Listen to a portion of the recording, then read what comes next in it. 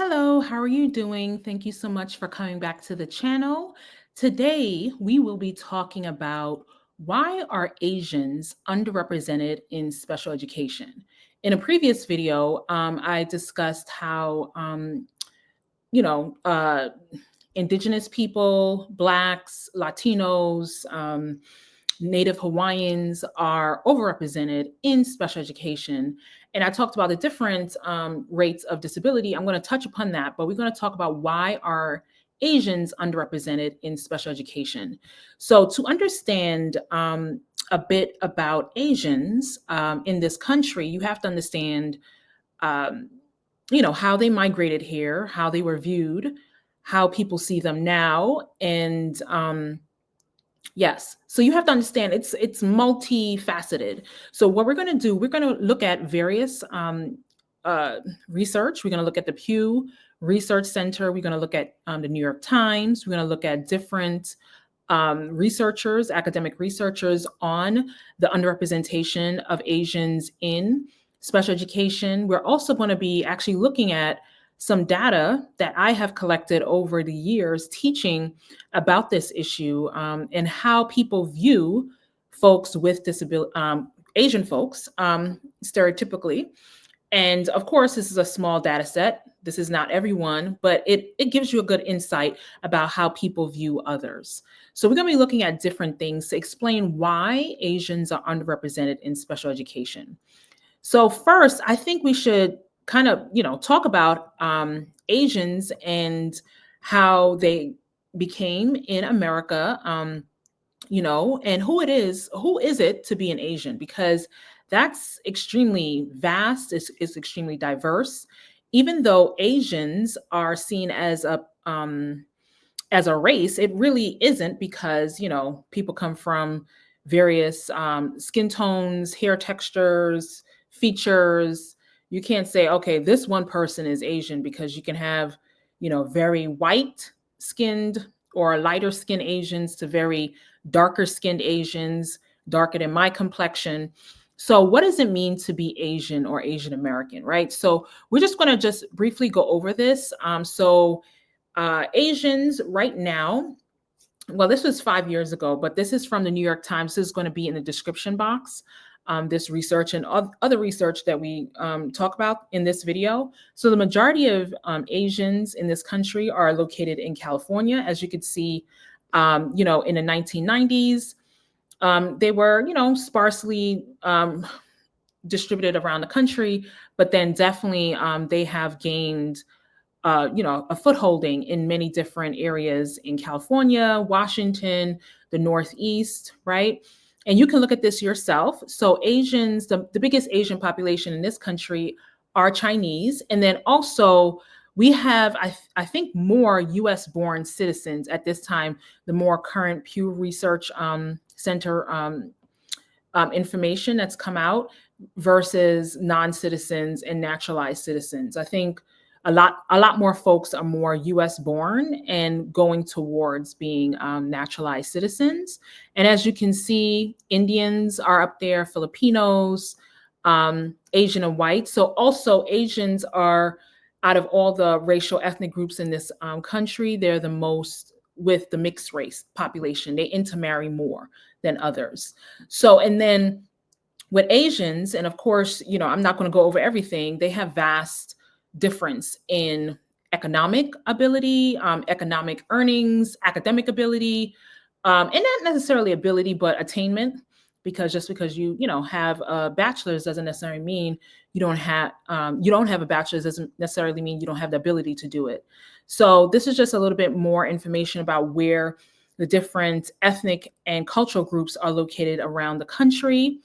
You could see Chinese and Filipinos and Indians are pretty much, and Vietnamese are all around the country. Korean, a lot of Japanese are more living in the western part of America. But then if you can look at here, actually Indians are the highest earning cultural ethnic group in this country, if I'm not mistaken. And also you have various other groups such as Taiwanese, Filipino making a good amount of money. This is this is due to various immigration, also to somewhat, and I'm not going to say all, a lot of Asians actually come here in some ways with degrees or are professionals, right? So in the latter portion of the immigration of a lot of Asians, they were very much highly skilled, higher earning where they came from, prior to coming to America, right? But at the same time, you could see that Mongolian, Burmese, like those groups are not as wealthy, obviously, as Indians and Taiwanese. So there's a vast difference between how Asians are being compensated, right? Their household income, and then also where they're located as well. Because I know Japanese Americans in California make a hefty coin. I think I remember seeing like almost $250,000 a year. The average Japanese makes. Don't quote me, but I remember seeing that. So they have vast differences. So this is from the Pew Research. So this is more current. The slides you saw before were from the New York Times. This is from 2025. The slides before was 2020.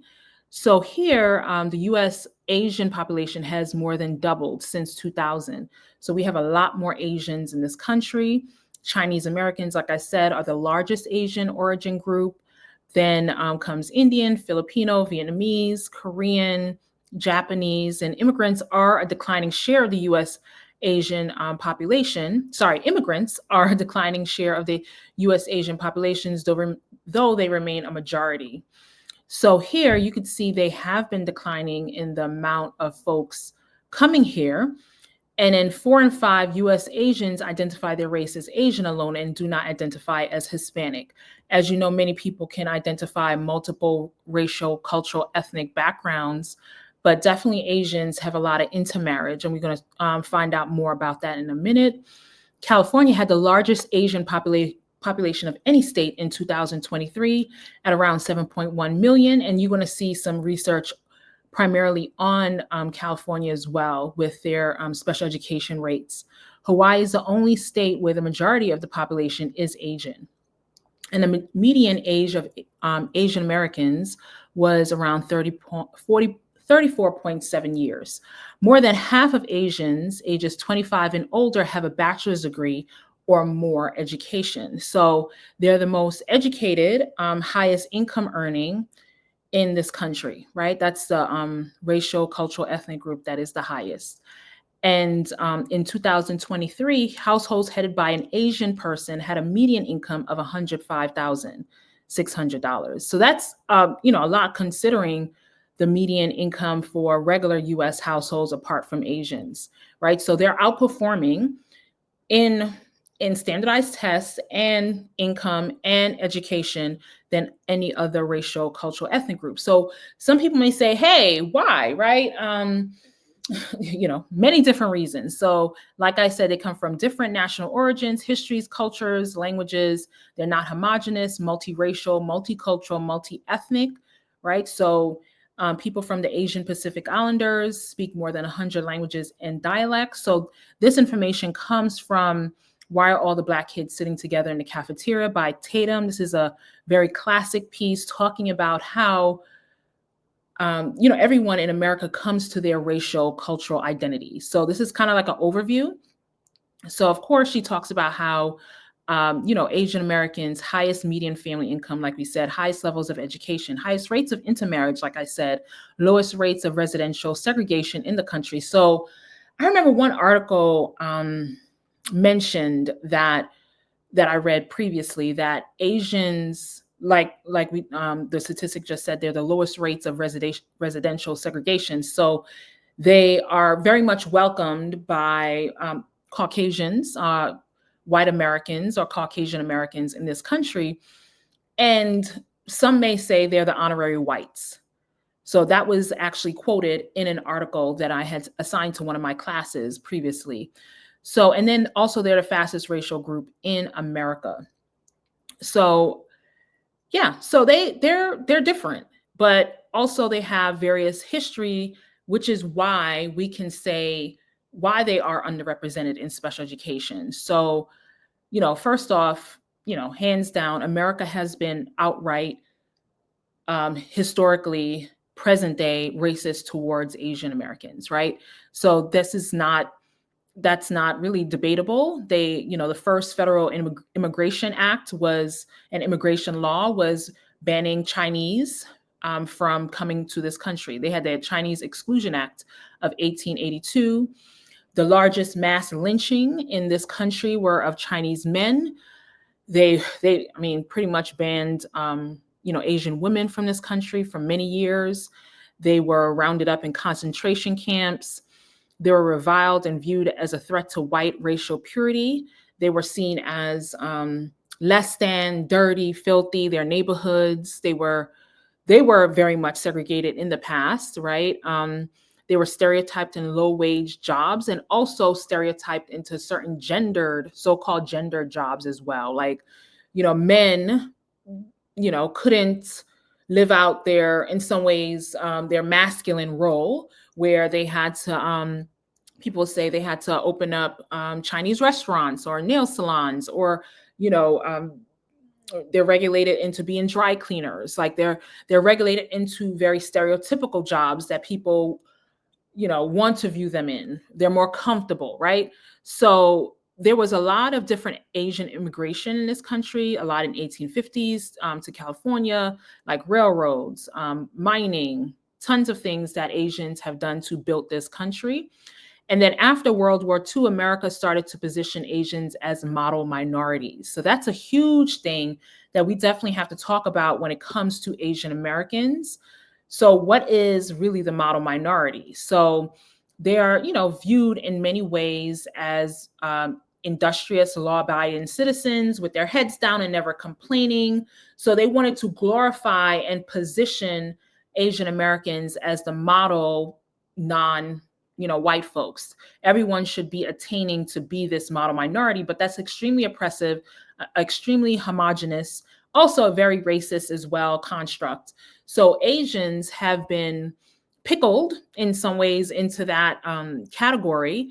And also it can be extremely stressful to always be seen as a stereotype promise. So we're going to talk a little bit more about that. And then this is a positioning that was strategic because America had a lot of backlash from what happened during Pearl Harbor. And then they wanted to be seen as positioning their Asian Americans in a better light than how, what happened in Pearl Harbor. So they was getting a lot of backlash from the world, and they wanted to position Asian Americans as industrious.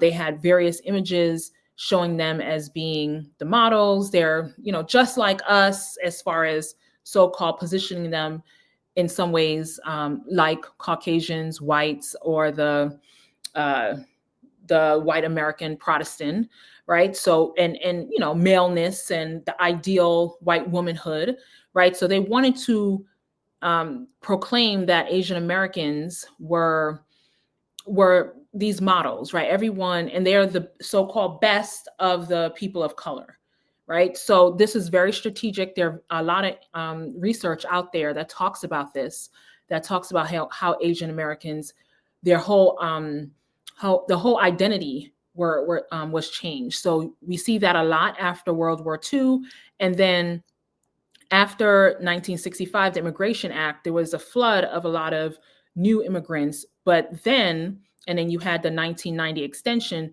but this group of folks were very hyper selected group of immigrants. So they were very educated, right? They may have come with a lot of money.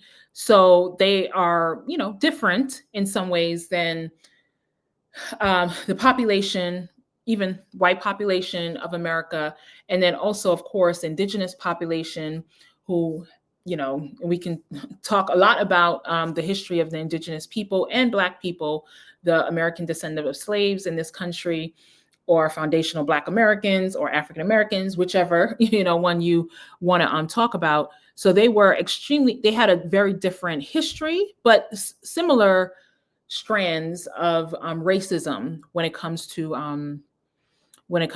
oppression, discrimination, white supremacist racism. So they did have tons of that, but the more recent ones were very hyper selected.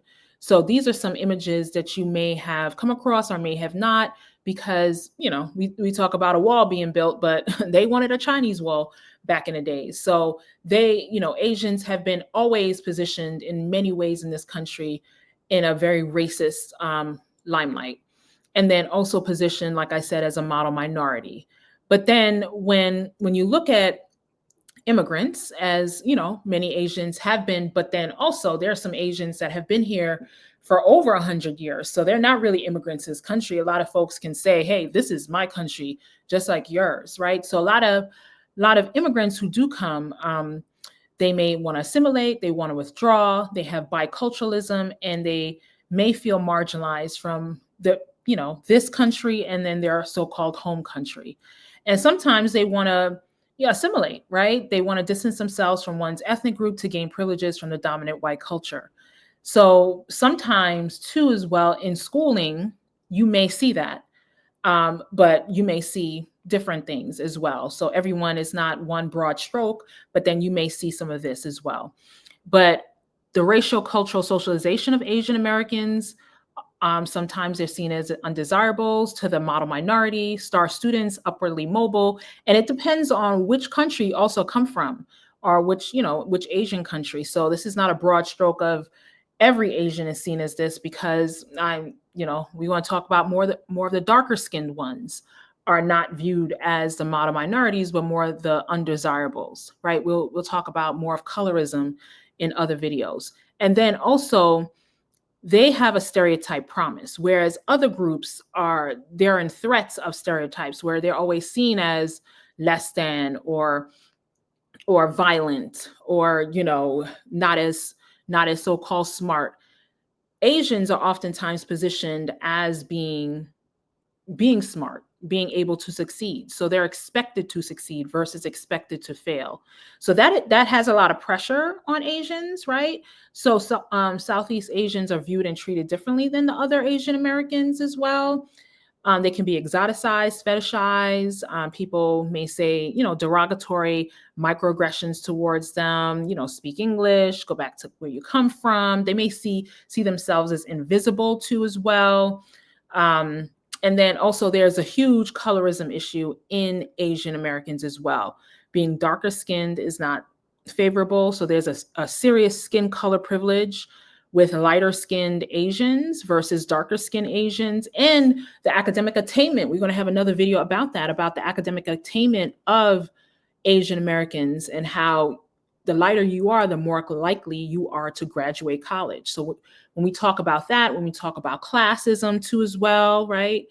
So oftentimes Asians are left out of the curriculum. They're embarrassed by failure, so they're expected to succeed. So there's a different drive in some Asian Americans, and the pressure of being immigrants and having to perform.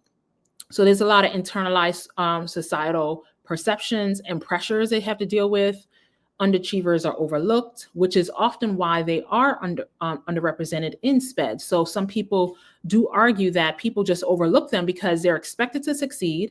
The stereotype is that they're smart, they're great, they're good at math, good at science. And actually, if you don't take my word for it, I'm going to show you some of my past students and what the stereotypes that they came up with different racial ethnic groups.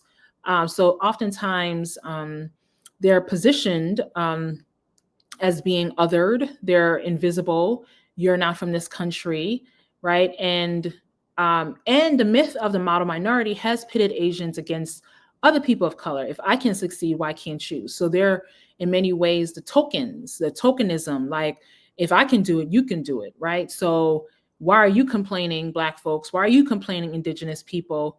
I was an immigrant. I came here with nothing, right? And I was able to pull myself up from my bootstraps. So yeah, right? But then also many people will argue that being an immigrant in this country, the first thing you learn is to be anti-Black and also anti-dark Black. So anti-Black racism is very real in many immigrant groups, right? Not just Asians, but even people who are Black, who come from different, countries, African countries, West Indian countries, South American, Latin countries. There's a resonating anti-Black racism and also anti-dark skin Black racism. So let me just show you real quick.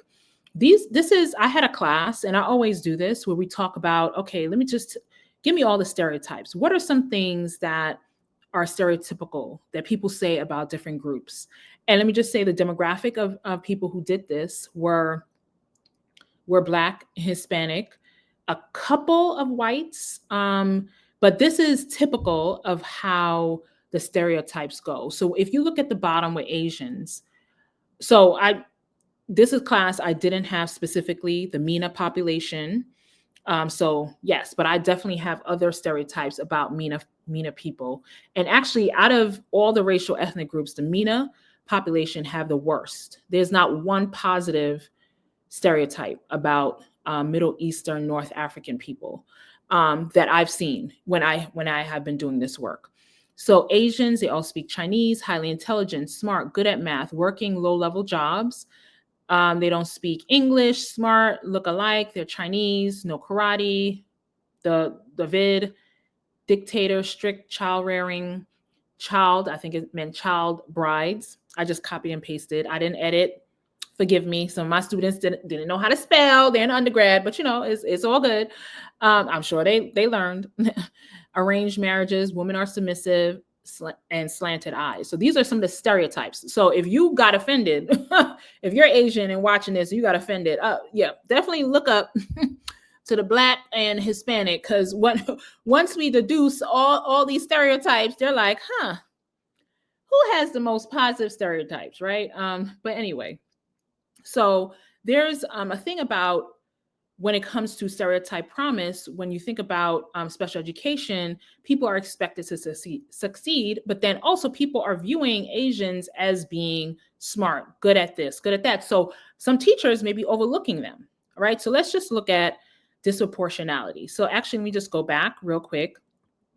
So disproportionality. So this information, this is also linked in the description box. This comes from IDEA 2023.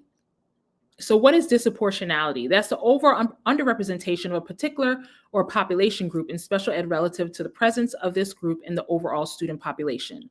So Asian Americans are underrepresented, grossly underrepresented, right? Half as likely to be in special ed.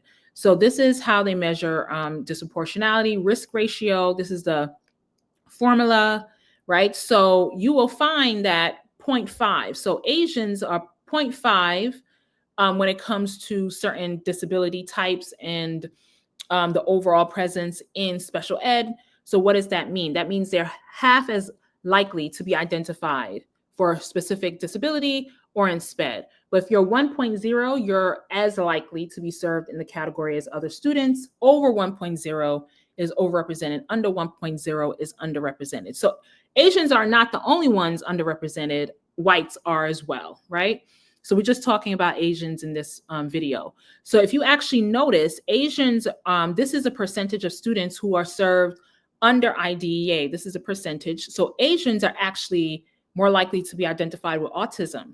So they're overrepresented in autism. So that's another video that I will make in the future.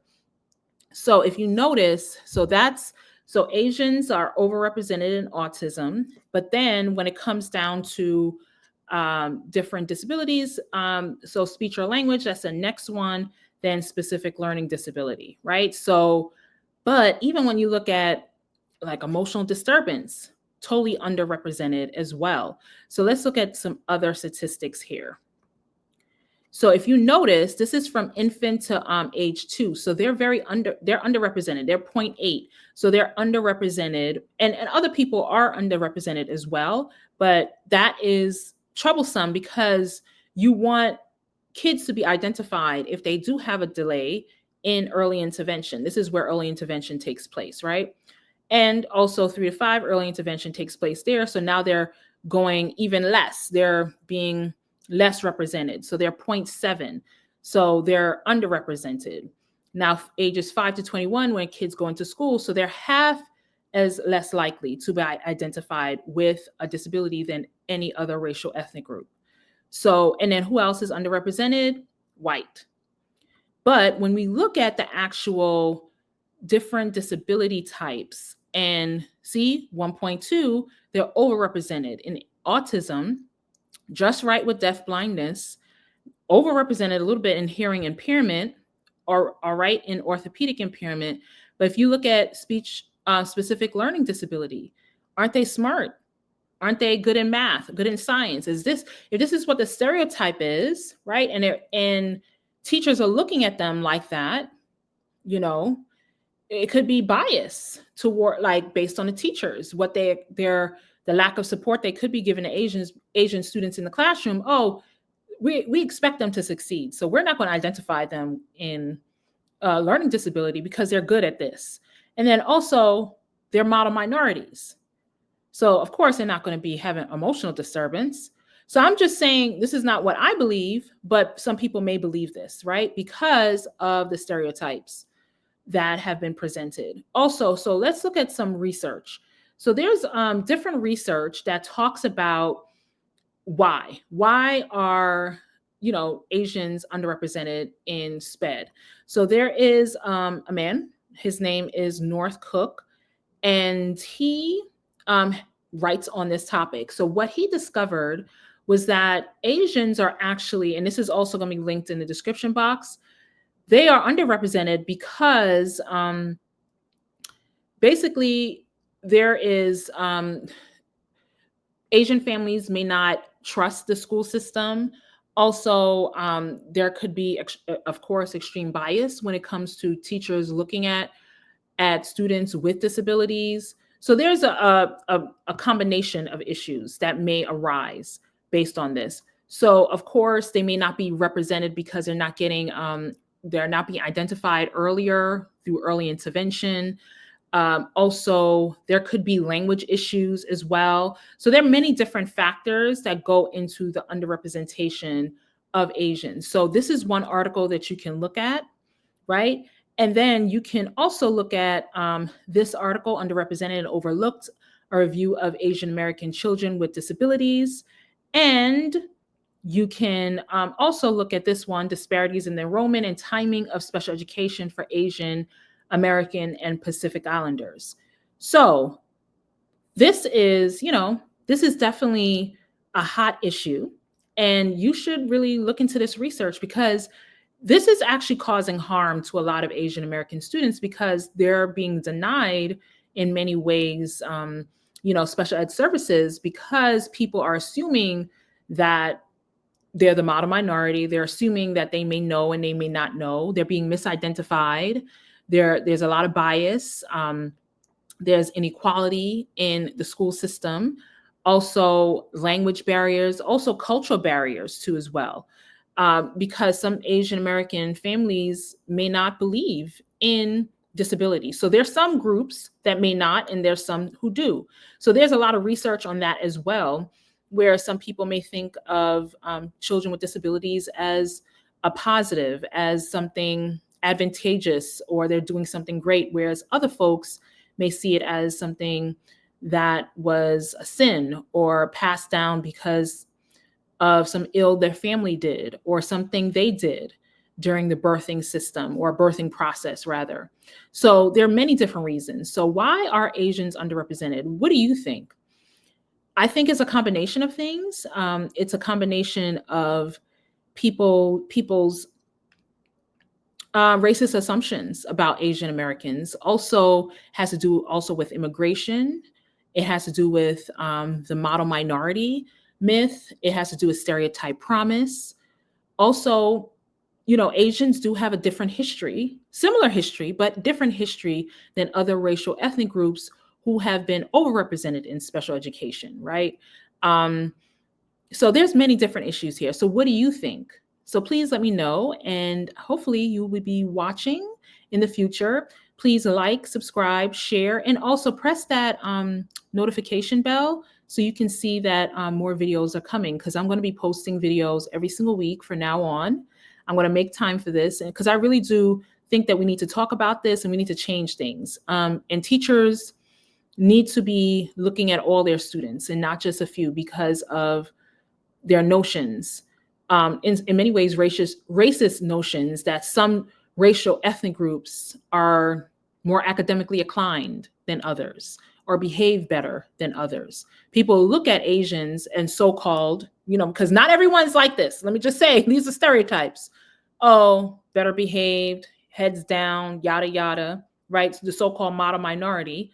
But at the same time, just because that child may not be exerting or doing exterior behaviors, that doesn't necessarily mean they're not emotionally disturbed. They can have internalized behaviors. They're not externalizing it, may not in public or in schools, but they could be internalizing certain behaviors that may be even more detrimental to themselves than a child who's externalizing behaviors in the classroom. So this is troublesome, right? Because they're being overlooked and they need to get the services just like everyone else, right? And then other racial ethnic groups are being overrepresented, right? We're going to talk a lot more about that. All right.